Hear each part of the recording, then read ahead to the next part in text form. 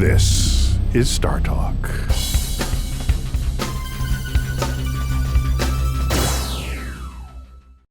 Welcome to StarTalk. Bill Nye here. And this week on Cosmic Queries, I'm joined by none other than Chuck Nice. Chuck, it's good to see you. Always good to see you, Bill. And this week, our Cosmic Query topic is expanding our perspectives. That's correct. Ooh.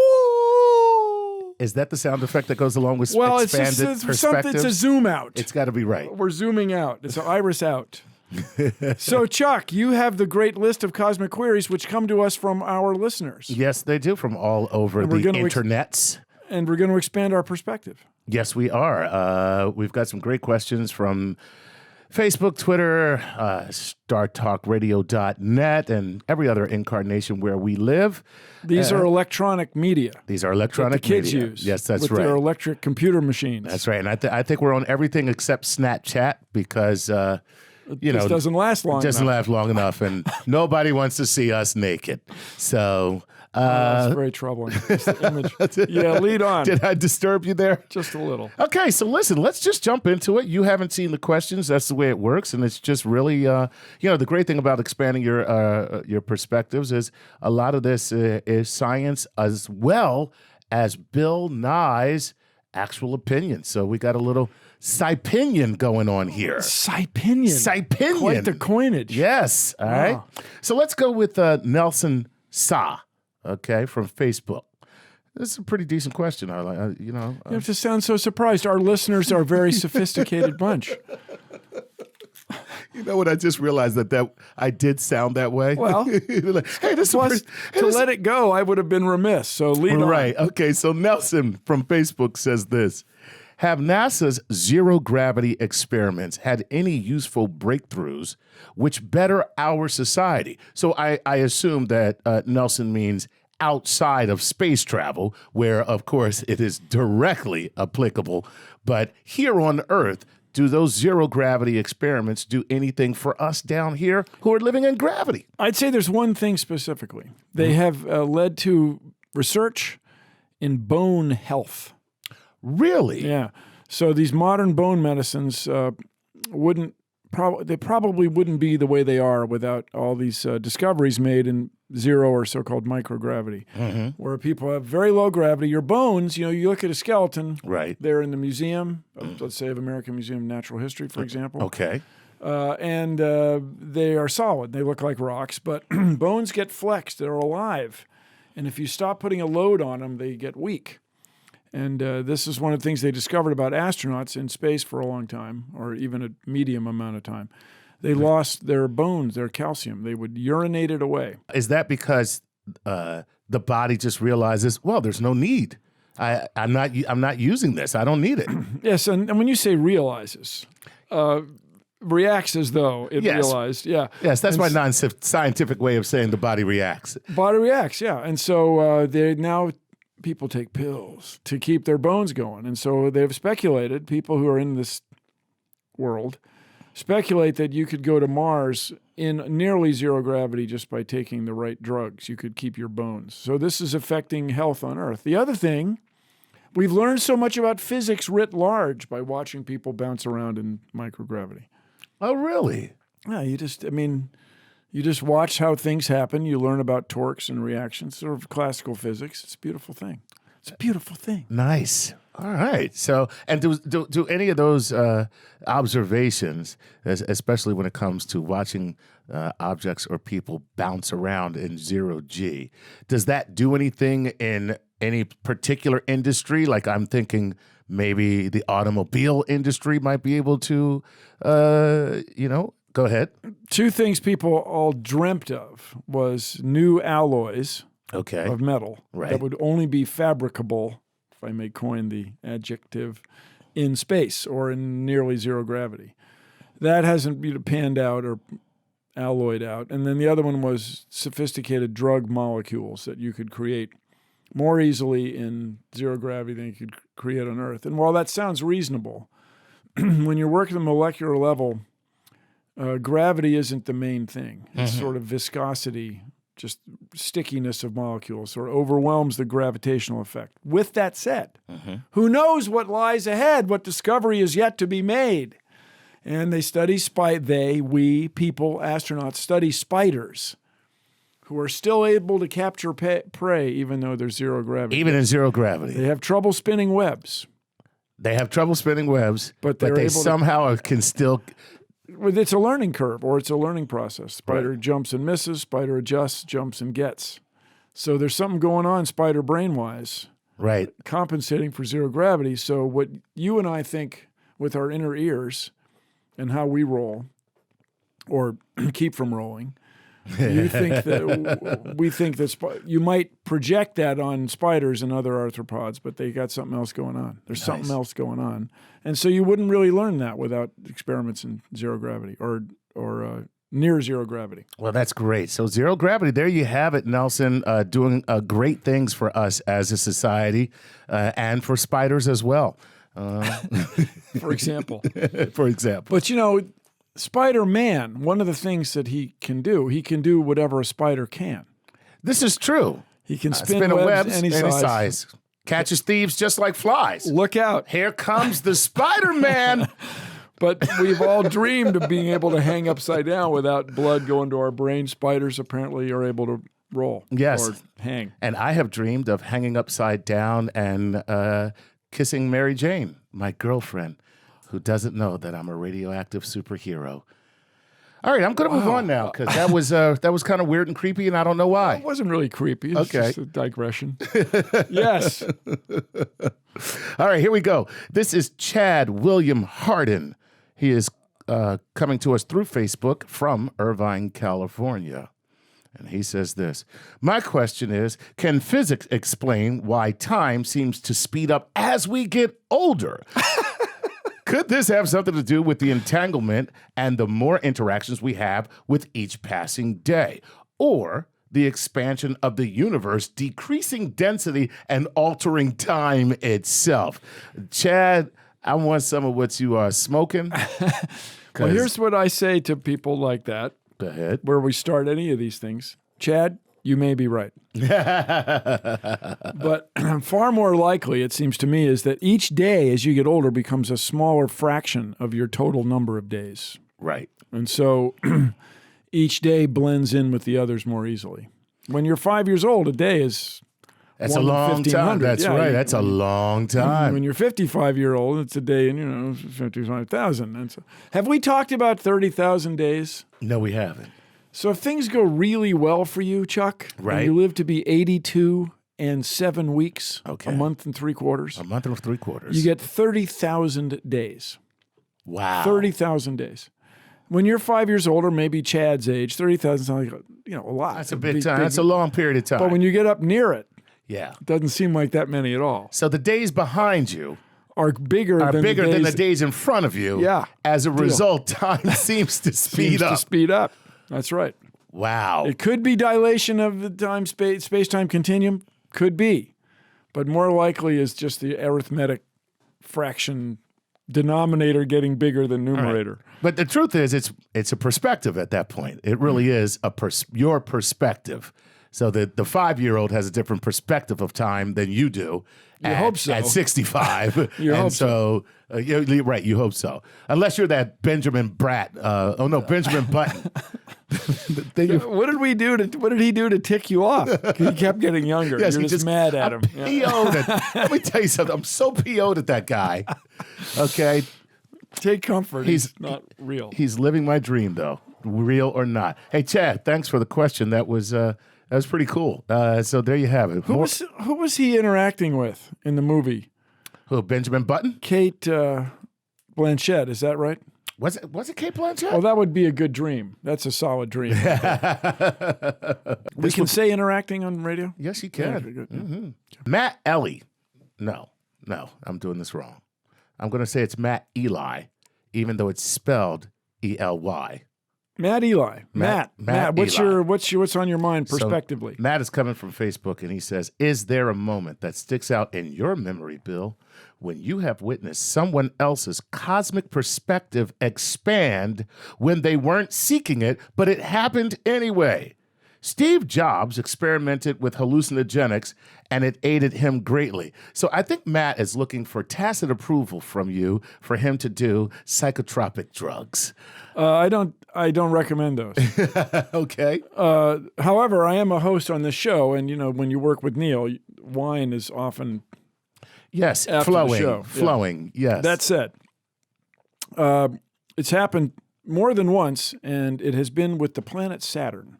Okay. I set up a telescope. I have a modest 80-millimeter telescope. It's enough to look at planets. Yes, it is. And you get a 30 times or better, 50-time magnification.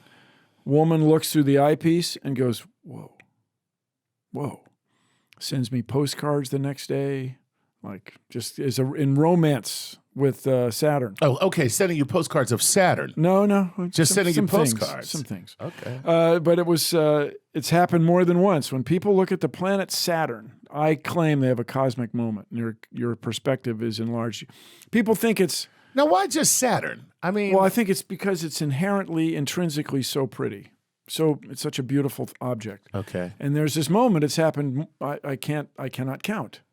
More than a handful of times when people say, did you put a slide in there? Did you put a slide in the end of the telescope while I wasn't looking? No, that's it. That's actually Saturn. You're Saturn. looking at it. When the plane of the rings is especially favorable, it's especially beautiful. Well, I am sure Carolyn Porco would be very happy to hear you say that. I hope so. She's the leader of the Cassini team, if you're scoring along with us. Cassini was the mathematician who predicted the gaps in the rings mathematically, and after whom this spacecraft is named. Right, the Cassini spacecraft, which took pictures and, Still does. It's still taking pictures. Your tax dollars at work, people. And you know what? It's a better use of tax dollars than most of the stuff that's happening. I'm sorry. Testify, Chuck Nice. Testify. Hey, Matt, Eli, there's the answer, man. So the cosmic perspective expands. Do not recommend the psychotropic. Right. Don't do the drugs, man. Buy a telescope and look at Saturn. There's your answer. Okay? And Steve Jobs, although he brought success to some companies, he also rubbed a lot of people the wrong way. And one cannot help but wonder if he wouldn't have been even more successful. If he didn't rub those people the wrong way? Yeah, if he'd stayed focused. Right. But who knows? Listen, we're speculating on we can't. I've had my share of problems for rubbing people the wrong way. I am shocked. Your last name is not Chuck Rub the Wrong Way. You're Chuck Nice. People have expectations, or maybe that's the switch, the problem. You see, that is the problem. That's where you go light fingered on them. You expect this, and you get that. That's right. Okay. Nice. Chuck Mean. Chuck Mean. Oh my God. Just as I digress for a second, there's a club owner here in New York City who calls me that. Calls you Chuck Mean. He was like, I'm the one who knows the truth. No one knows the truth. Well, that's not bad. You're Chuck Mean. So I still, let the record show, I still have great interest in meeting your wife. I have to tell you. Because she's got to be extraordinary. She is an extraordinary woman. And you know what? I got to tell you, you and I are in the same boat. I still look very much forward to meeting my wife. And we've been living together for 18 years. But you work nights. There you go. Very clever, Mr. Nice. This is Lisandro Gutierrez. Lisandro Gutierrez must be coming to us from Twitter, although she doesn't say. So Lisandro wants to know this. Wow, look at this, man. When you say expanding perspectives, people pretty much go to one place. She says, would it be better for marijuana to be available as a prescription drug for those who truly need it, or be available for recreational purposes? What are your thoughts on marijuana?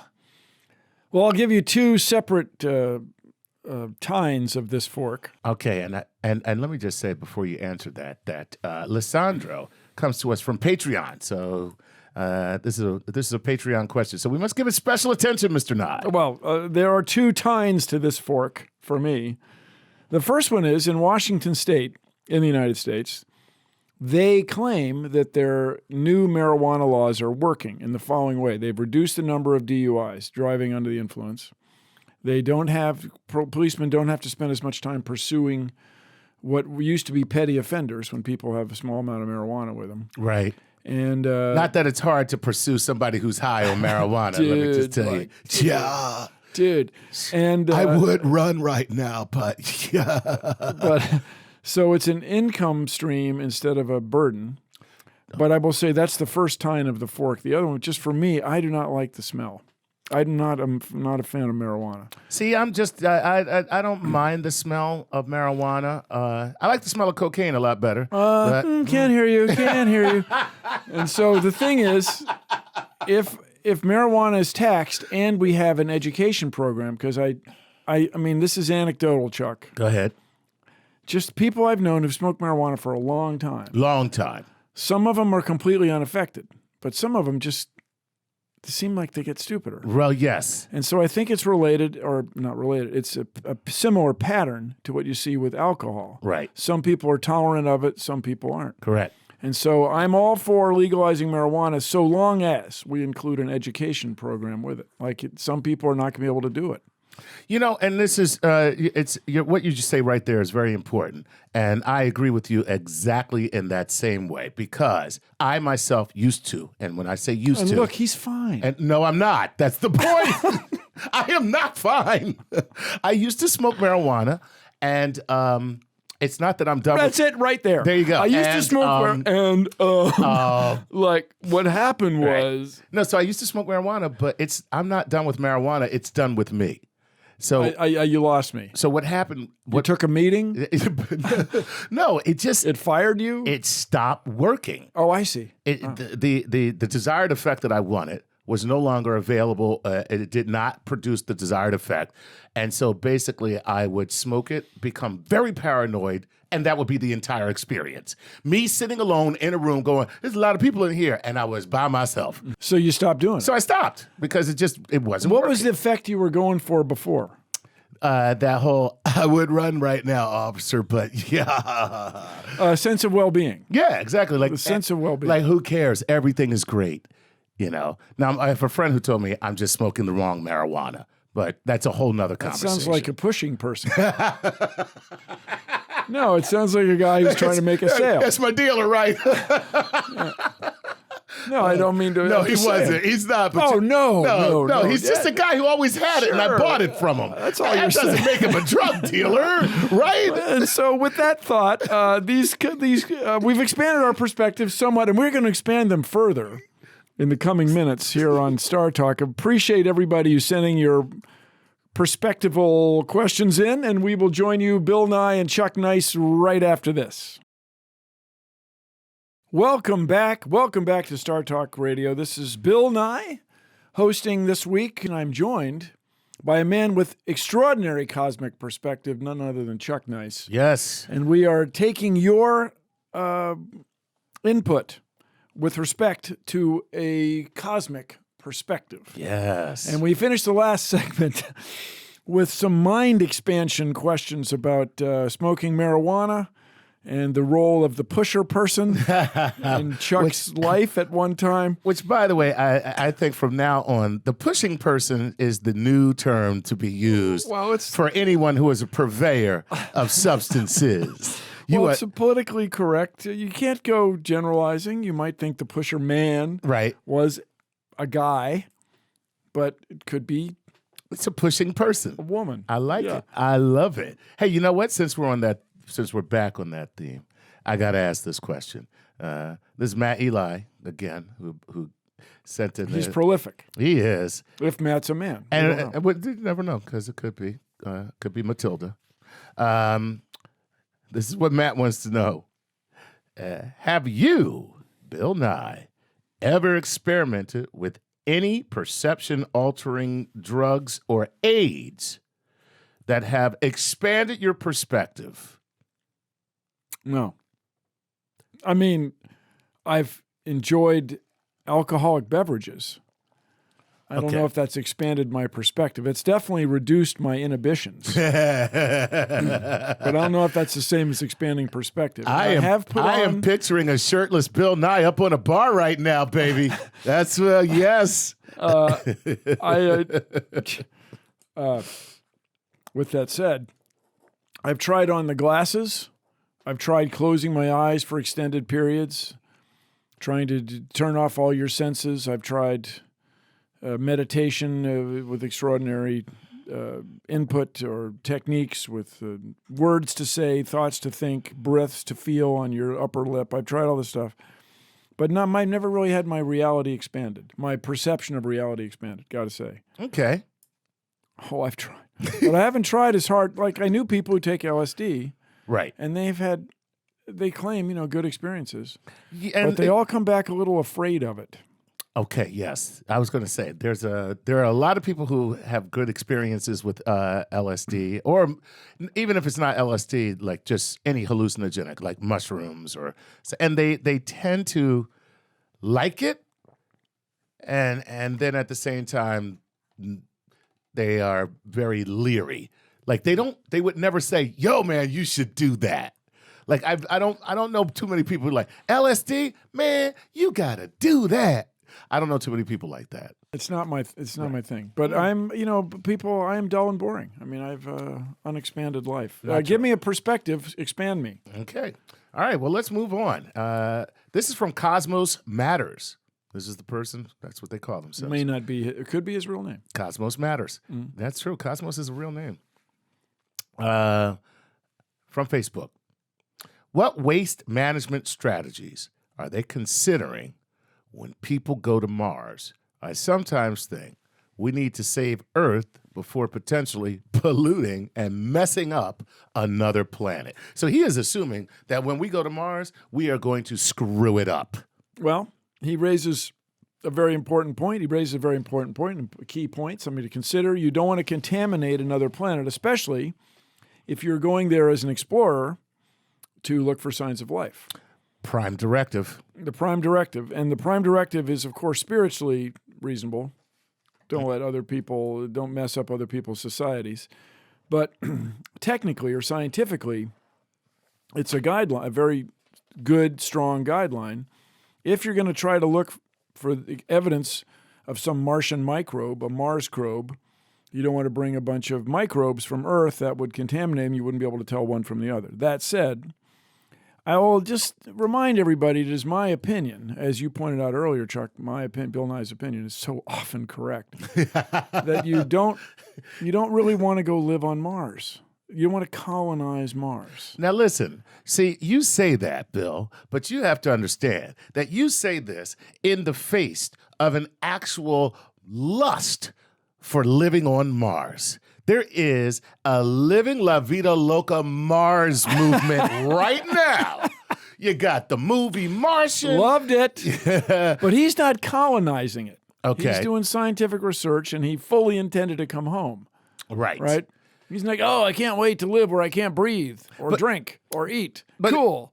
But you do want to go find out because we are living, it's 2015 as we record this. Okay. In the next 100 years, humankind will know whether or not there are living things on Mars or were living things on Mars. Humankind will probably know whether or not there are living things on Europa, the moon of Jupiter, with twice as much seawater as the Earth. Right. I want to do it now. I want to do this exploration now. And as far as waste management on Mars, the main thing I would say, Cosmos, is you got to conserve water. You don't want to waste water. About 90% of human waste is water. So you want to recover all that. When you go to set up your Mars base to do your scientific research, to learn about Mars's past and prepare for our future, to have a safe journey and the joy of discovery, we also hope you keep track of all that water. It's precious on Mars. You know, it's kind of precious here on Earth, too, if you kind of look around. I mean, do you think that that's something we should be worried about here? Oh, Chuck. I did not cue Chuck up on this, people. Yes. Those are the water is one of Bill Nye's big four. Oh, really? Yes. I did not know Bill Nye had a big four. Yes. I must hear all four of them now. What we want is electrical storage, a way to store electricity. Okay. We need electrical transmission. All right. So once you store it, you transmission, get it from place to place. We lose about 6% in transmission. That's huge. It's enough to power Montana or Saskatchewan or some exotic place. Wow. And then we need a new policy. We need to penalize or incentivize people to not make carbon dioxide. We need a fee on carbon dioxide. This is a big policy. It's a big, heavy thing. Then the fourth thing is clean water for everyone on Earth. So if you can come up with a way, Cosmos out there, if you can come up with a way to desalinate seawater more cheaply than we are able to do, I mean, we do it, but if you could do it more cheaply, and by cheaply I mean using less energy, right, you could get rich and change the world, improve the quality of life for humans everywhere. Yes. Oh, sorry, I must pull back. I must pull back. All right. And I cannot help but point out that these big four are described in my upcoming book, Unstoppable, Harnessing Science to Change the World. It comes out November 10th. They're 20 in a carton. They make great gifts. Pick up a carton today. Pick up some eggs. If you want them autographed, I know a guy. There you go. All right, Cosmos. Good question there. So there you have it. Let's save water on Mars and on When Earth. you go to Mars in waste management, you want to save water. Save water. That's the number one thing. And let's do it it's number one. It's a thing. It's an important thing. You got to save air too. Yeah. That makes sense because I hear there's not a lot of it. But they want to we're going to in situ resource utilization, ISRU. We're going to make oxygen from the regolith. Okay, it's just not that easy. Cool. See, when you say it's not that easy, what I hear is that ain't happening. Well, no, we'll see. We're going to run tests on the 2020 rover. We're going to get started on this. All right, cool. That's cool. All right, let us go to. Let's go to another Patreon question, okay? And for those of you who don't know, Patreon is at patreon.com where you can go and you can help StarTalk sustain this wonderful programming that we bring to you and be a sponsor of the show. And we pay special attention to you because you have made an investment. Like so Joel. You're saying people are buying their way on the air. That's exactly what I'm saying, and I have no problem with it. They're patrons and supporters. Lead on. Right. That's right. And this is from Joel Cherico, and he's at Cherico Pottery and from St. Joseph, Minnesota. And this is what Joel wants to know, Bill. Smartphones and computers give us amazing access to information, but come with financial burdens. Should powerful new technology be made available to everyone, or is it fair that only those who can afford new technology are the ones that can use it? Wow, this is really opinion. This is straight up Bill Nye's opinion. Kind of like the art question, the technology question. When art is made, is it for everyone or is it just for the rich people who can afford to commission it? When technology is made, is it for everyone or is it just for those yuppies who actually need to do stuff with apps? So you're saying that's my opinion? Yeah. What sounded like Chuck's to me. No, I'm saying that's the question. Well, that's good. No, what's your opinion? I kid because I love. So what you want is for everyone to have access to the internet. You want everyone to have access to the world's information. This is to say, this doesn't mean all the information is free, but you have access to it. For example, if you buy a book online, right, you want the author to be compensated. Of course. So you have to buy it, and there's an electronic scheme to do that. But I remind everybody that in the example of the post office, the United States Post Office, you can send a letter from Miami to, what's another exotic place? Tampa. Okay. For the same price, you can send a letter from Tampa to Juneau, Alaska. Okay. It's the same price. And the reason is not because our forefathers, the drafters of the Constitution, were crazy. It's to enable people to vote, to engage the whole country, or ultimately the entire planet, in the same means to communicate. The reason the post office was established was to have communication for everyone. In the same way, now that we have the internet, which is the electronic equivalent of the post office, we want to include everyone. And people have talked quite a bit in my business of science education and education writ large about the digital divide. Yes. You don't want to have people excluded from participating in information-based events or information exchanges because of money. And so this is why we want to have a neutral internet where everyone gets access. This is to say, It's not free. And the way it would be paid for is through taxes. In the same way, we expect sewers to work, water in the United States, water out of the tap to be drinkable. Right. Or if you want to change whether that, you can afford it or not. Yeah, right. It's there. In the same way everybody has access to electricity, you can control how much you buy. We want everyone to have access to the information. So that's to leave people out based on money information is power. It sounds cool, but okay. So now let me. It is not in everybody's best interest. All right. Let me just follow up on Joel's question with this. Okay, you're talking about net neutrality. Why, when you say everyone should have access to the information, the question, me as a soulless capitalist pig who needs to make money no matter what, because that's my God-given right as an American. All right. Yes. Why? Why do these people? Why should they have access to the internet when they can't afford it? I mean, what is the let's make it affordable. What is the benefit? What's the downside of having people not have access to sewers? We have poop in the streets. Yeah.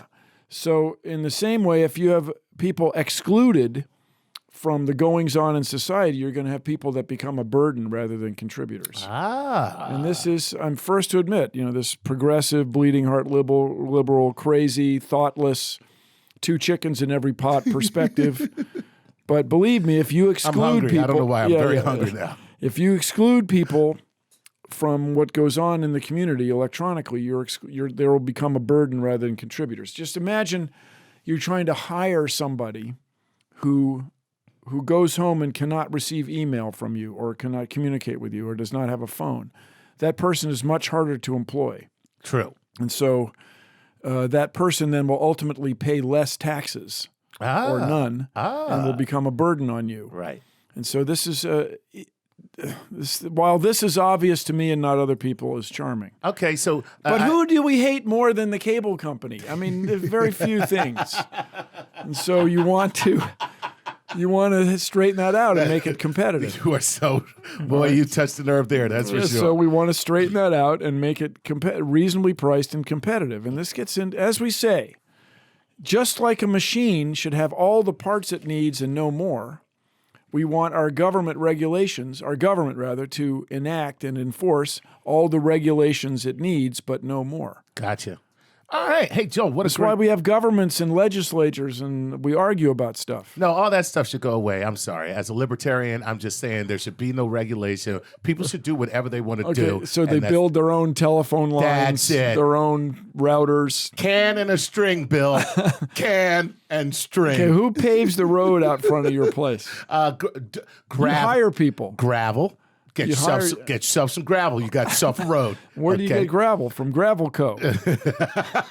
Your other libertarian buddy who sells gravel. There you go. Okay, does he get his gravel from Glacial Till, or does he get it by stealing it from the other libertarian gravel.com? I don't know. Weeby Gravel. I don't know. I think you're just patronizing me to blow holes in my argument here. Well, I'm just reminding us all that we live in communities, and communities are where you're productive. Communities are where you have radio shows. Communities are where people work together to create wonderful things like StarTalk Radio with Chuck Nice and your host Bill Nye, and we will be back right after this.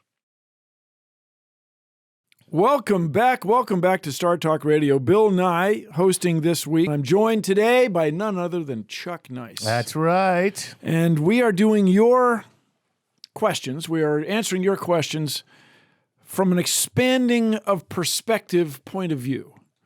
Now, this fall, I guess earlier this month, that we had Comic-Con in New York. Yes, we did. Which is sort of Halloween on the Hudson. And nice. So we have some expanding of our perspective queries in cosmic query sense from Comic-Con. Yes. Is that true, Chuck? That is correct. So we were out at Comic-Con, and we took a microphone and got some people who were fans of the show to ask us some questions. We could say, roll that digital recording. Absolutely. That's all we have to do is roll the tape, and let's see who it is and what they want to know. Leora from New York. Hey, Bill. How much of humanity's trash is currently on Mars? How much of humanity's trash is currently on? Well, they're very valuable scientific instruments. Do you want to call the parachute that landed the Spirit and the Opportunity rovers, are those trash? Are those glorious artifacts of humankind dedicated to exploring the solar system so that we would know the cosmos and our place within it? Or are those refuse? I would say there's no human trash on Mars. No human trash on Mars. Not yet. And that's because you are not a Martian. If you walked out of your front door on Mars and you saw a big parachute laying on your lawn, you'd be like, who put that trash there? You know. Or you'd say, wow, how do I take advantage of this wonderful alien material? That's true, too. Yes, I guess. Wow, this is a gift from the sky. Cool. The gods must be crazy. Okay. All right, well, there you have it. Exactly. Instead of a Coke bottle, it's a big giant parachute. That's pretty cool. Or sky crane. All right, excellent. No trash on Mars, no human trash on Mars as of yet. Heretofore. All right, let's go with this name here. Okay. That's an unusual name. How do I spell that? All right. Dietrich Iswig Chaya or Kaya. All right. Dietrich Kaya. Okay, from Facebook. I am from Alaska. My question for you, Bill, is what do you believe our next step in space exploration is or should be? We've been to the moon, but we haven't gone in a little while. Is our next step another trip to the moon? Is it perhaps an asteroid, Mars, Europa? Where do you think it is, and where do you think it should be? I'm listening to the nature of your question. I think you mean what's the next place for people? Because in 2020, we're going to land another rover on Mars. Okay. Shortly after that, we hope by 2023, we'll have a spacecraft orbiting Europa. The very thing you brought up. Right. 2016, Juno will be in orbit around Jupiter. Cassini's still working Saturn, and so on. But what we at the Planetary Society propose is that NASA get its self-organized so that we send humans in orbit around Mars in the year 2033. This is an especially favorable orbital opportunity. I mean, it's not magical, but it's favorable. And we would have enough time to build the architecture, and architecture is space words for a bunch of rockets and spacecraft ship things that you would use to get humans all the way to Mars and orbit around Mars, and then probably 4 years later you would land on Mars. In 2033, that orbital mission might land on Phobos. And the word land, Phobos is a moon of Mars. It has so little gravity. How little does it have? It's more like lasso Phobos more than land on it. And so this would be an extraordinary thing. And the claim of the Planetary Society, we sponsored a workshop in the end of March, beginning of April this year. We brought in 70 of the world's experts, people expert on what it costs to explore space, and experts on NASA's budget. And we could do this only adjusting for inflation. The key thing would be to agree that we've actually agreed to actually not support the International Space Station with NASA money after 2024. So wait a minute. Is that the condition under which we would be able to go to Mars? Is that we no longer support the IS? Without an increase in the budget. Oh, okay. Yeah. Without an increase in the budget. Yeah. If you just leave the budget just the way adjusting only for inflation, which is an increase, but an expected one. Right. You could do it. We could do it. And this would be an extraordinary thing. And as my regular host, Neil deGrasse Tyson, often remarks, if we were really people going to Mars, there would be a line around the block of people who wanted to go. And what we would do is go there to look for signs of life.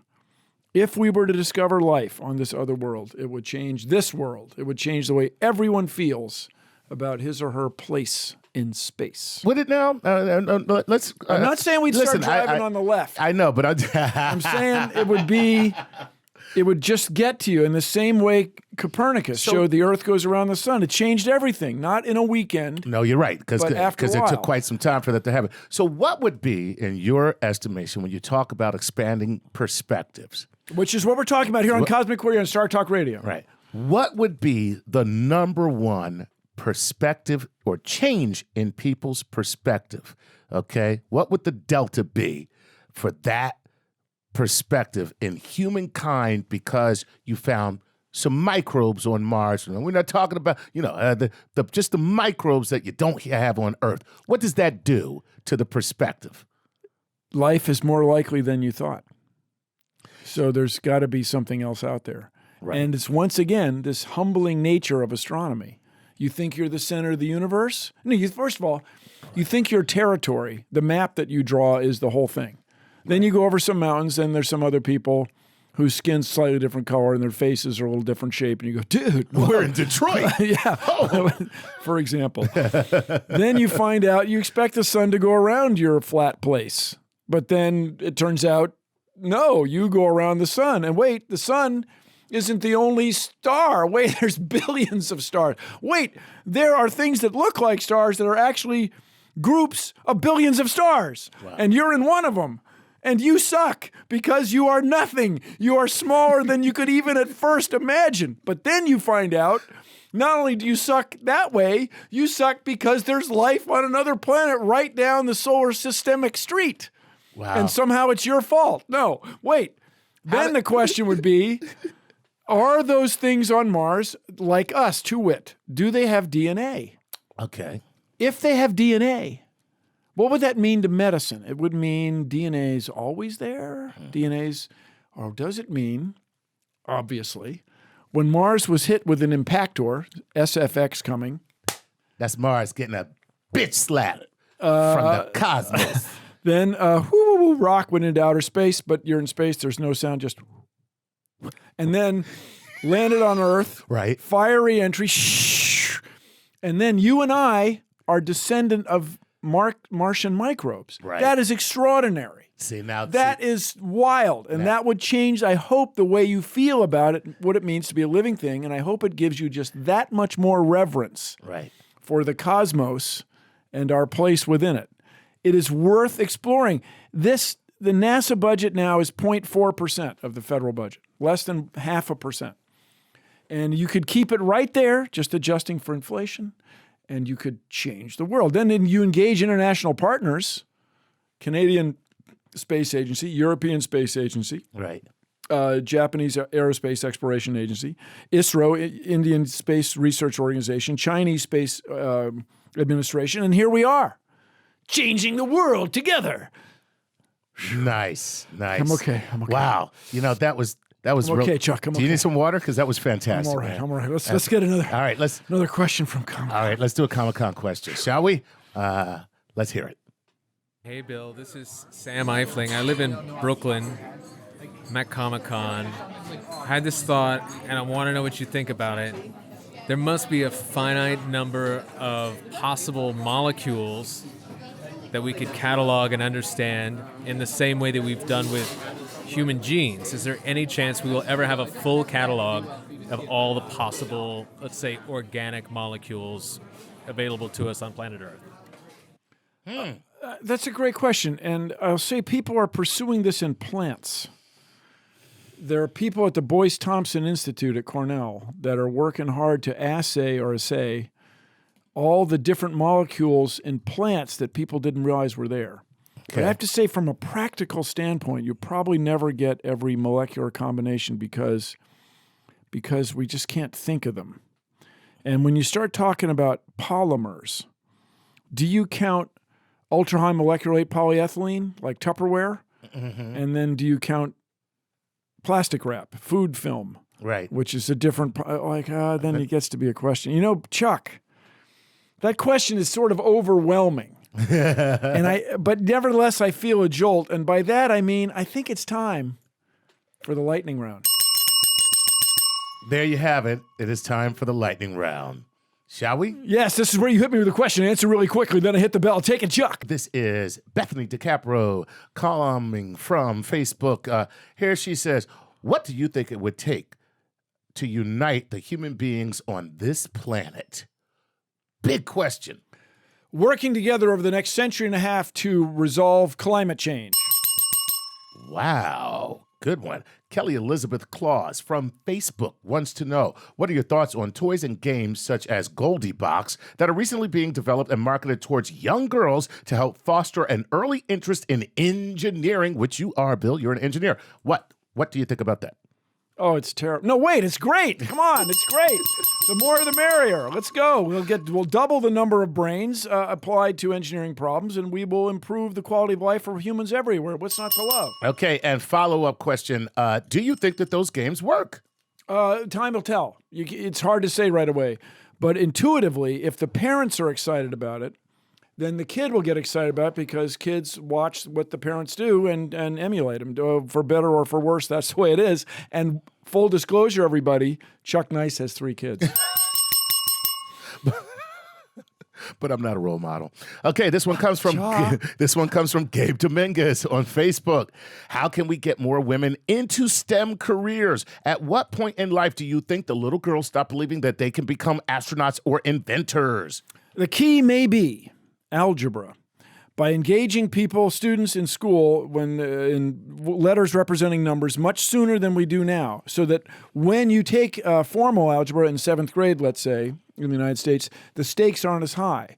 Apparently, algebra not only enables you to think abstractly about numbers, it enables you to think abstractly about all sorts of things, but in a formal fashion.